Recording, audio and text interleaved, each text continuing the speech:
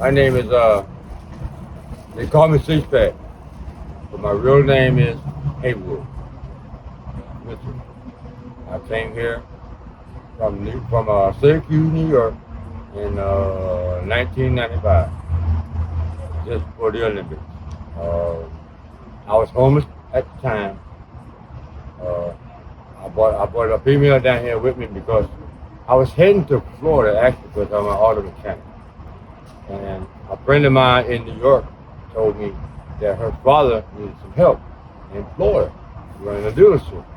So I decided to find my way to come down here and try to help him out with dealership. So he said he was sick and needed somebody to help him run a dealership. I told a female friend of mine that's from Georgia, from Parrott, Georgia, that I was in Florida. She said, "Well, you gotta go through Georgia and go to get to Florida." I said, "Well, yeah, you right." So she decided she wanted to go too. So I packed up her and all we can do, and her cat, and everything. We hit Florida. Halfway down here, a storm hit Florida and cut out all communication. So I had no way of getting in touch with the people that I came down here for, but I landed in Georgia. I landed in Atlanta.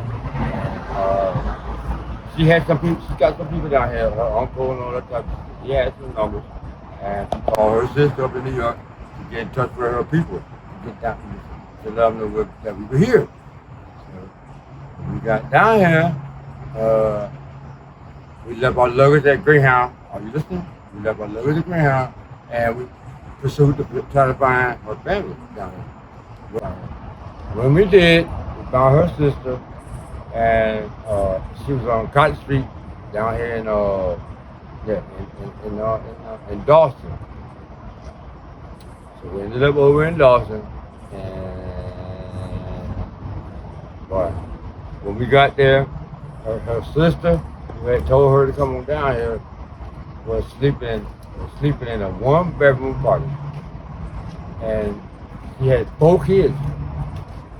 She had no room for us, and she never told her husband that we were coming. So when we got down here, and we knocked on the door, and we went to the house, her husband had a fit because he didn't have no room for us. We had 4 kids, and one thing led to another, and somebody called the police. Her sister and her boyfriend, who had said he didn't want to down here, went to jail. And I was left with the 4 kids. Me and the girl, we were left with the 4 kids. The money I did have in my pocket was that I had to make sure the kids were dressed and go to school while they were locked up. Me and her. We had to take care of them kids. That her sister kids now. We had to make sure we had to take care of all of them, and while they were locked up. They were locked up, both of them locked up at the same time. And so we did all that. We took care of them, and when they finally came home, you know what I'm saying, there was no money involved, you know what I'm saying? There was no compensation. It was just thank you and all that type of thing. And then we struggled, me and her, we struggled from there, moving from, we moved from Dawson, then we moved to Atlanta, and then we moved back to Dawson, then we moved back to Atlanta, and then we ended up back here. And, in 2000, you know, my real profession came into play. I'm an auto mechanic and diesel mechanic. While we were down here, I got a job at the car wash. I wash cars, wash cars, all that type of thing. While I was down here, we hooked up with some people and so we got a job at Atlanta Car Wash, where the Georgia Dome, Georgia Commerce Center.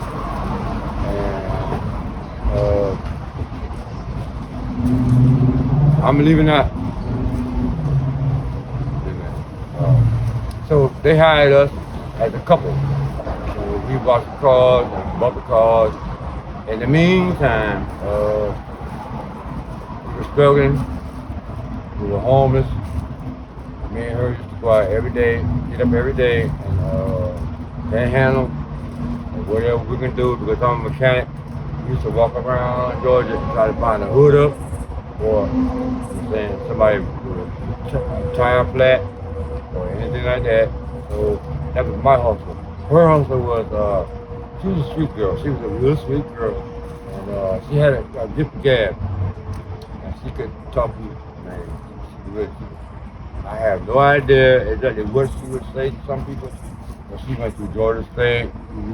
We went through all four parts, all four sides of Georgia. I'm saying north, south, east, and west. We lived in all parts, all four corners of Georgia. Panhandle. I mean, yeah, we did get room and board every now and then. We did go into the program as a couple every now and then. We went to the food and industrial where her uncle worked, and we unloaded trucks, tractor trailer trucks. You know what I'm saying? For a period of time, maybe a year, maybe two, and that's what we did. And in order to help make room and board. Now, the end result with that was I made a bad choice. I got involved with checks, writing checks, cashing checks. And she knew about it, I knew about it, but I was homeless and I needed money. And the opportunity they came to me with sounded good to me. And if you cash this check, I'll give you so much amount of money. So I said, yeah, okay. Not knowing that it was up there. I wasn't thinking about it. Never did before. We were doing from New York, real smart, work. I'm saying street based. So I went and I cashed two checks for these people, and I ended up getting 20 years for it. Over, you know what I'm saying? They didn't catch me right then, but I ended up getting 20 years for it. For both checks, I got 10 years back to back. I went to prison, see, because she didn't know. She didn't know how I went to prison. But I was working at the gas station up the street right here, and I was walking down a side street, going home where she was, and I never made it. They stopped me at night, and they said, so you got ID? I said, yes. And I showed them my ID. They had two outstanding warrants for me. So I went to prison. She had no idea. I would say about 6 years later, no, 2 years later, because I didn't do that much time because it was my first time, my first offense, felony first. I got out of jail, and I got out of prison, and at the same time, in the meantime, we were both smoking crack, we were both getting high, and we were both straight alcoholics. I mean, I'm on paper as an alcoholic. That's my MO. I do smoke crack, I do smoke weed. But alcohol is my drug of choice. I started out drinking alcohol when I was young boy. But anyway, so they locked me up. When I got out of prison, I just happened to be getting off the train from prison, and I walked into her with her boyfriend, which was a friend of mine.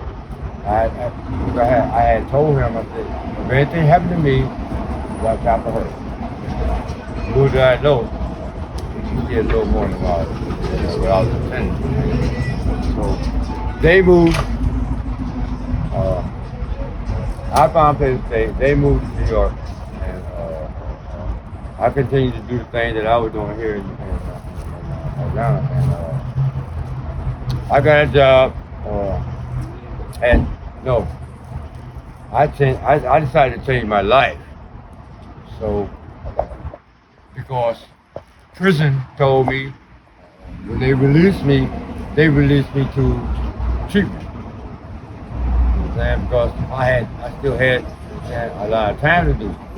So they released me to parole, and the parole released me to the Salvation Army. Very proud. I give the Salvation Army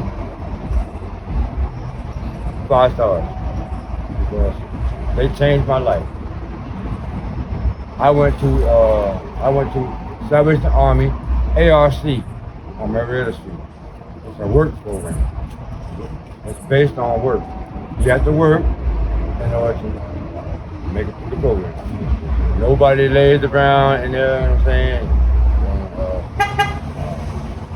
The teacher right, I did good. They put me in a mechanic. They put me in the mechanic shop to work on the ARC donation truck. So that's what I did. I did that. I graduated, and I was doing parole at the same time. Parole released me because every time I graduated from one level to another, that's how Salvation bought it. It's based on one level to another, and every time I graduated a level, I bought the parole officer the certificate.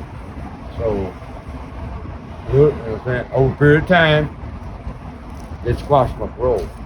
But I still had 10 more. So, my wife, me and my wife were still together.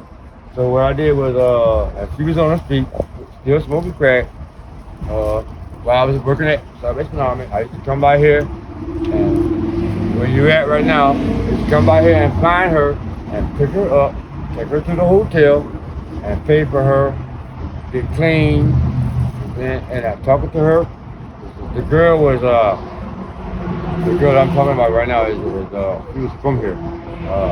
She was in bad shape. She was really in bad shape. Family had put her out. She couldn't go home no more. She couldn't do it. Nobody, the family didn't want her around anymore. But I felt within my heart that she was a good girl. And you know what I'm saying? We hung around here for a long time. I mean, I can go into a lot of detail about where we worked around here. There's a carpet company right here. We worked at the carpet company. There's an auto mechanic shop around the street. We worked there, you know what I'm saying? All that type of thing. But I'm just trying to get to the important part of it. And then,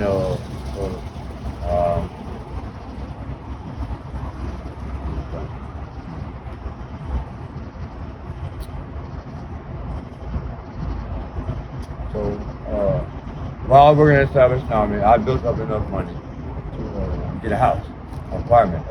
And I told her about it.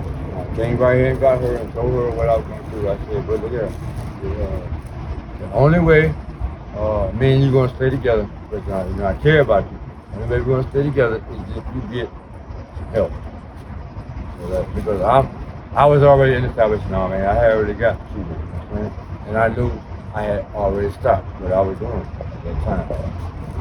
And so she said, okay, she wanted to go in treatment. I sent her to treatment. I told her, when you come home, if you graduate from treatment, I'll marry you. So I continued to work in the Salvation Army and build up, pay the rent, all that type of thing, build up my bank account, and all that type of thing. So I had money at home, and I sent her money every week, saying about using the program, and she called me anytime she wanted to, and yep. She came home a little early, but she came home around Christmas time. She wasn't supposed to come home till around New Year's, somewhere around that. She came home early.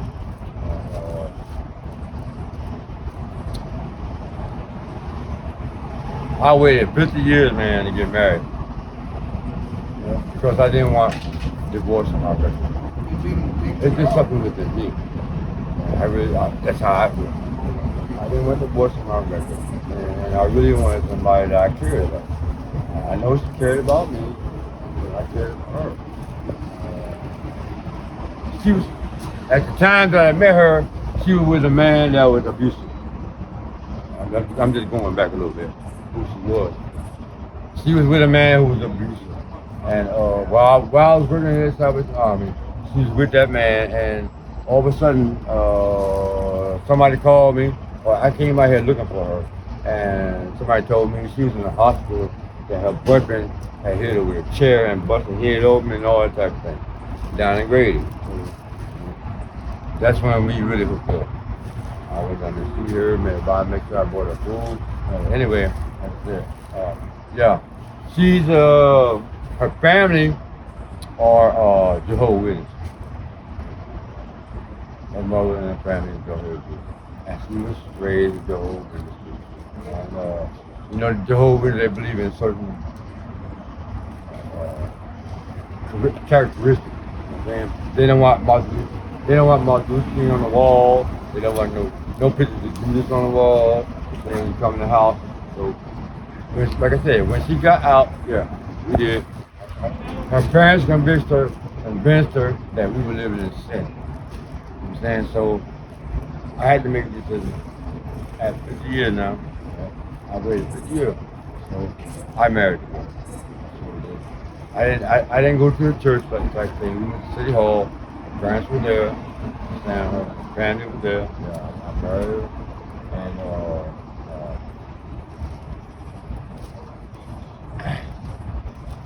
we did real good for a while, you know what I'm saying? We conversated with her family and all that type of thing. And then like I said, she came from the street. Right? And she had told me a lot of things about her family, and about we were both crackheads. So I cleaned up, and then she cleaned up, and then I got her to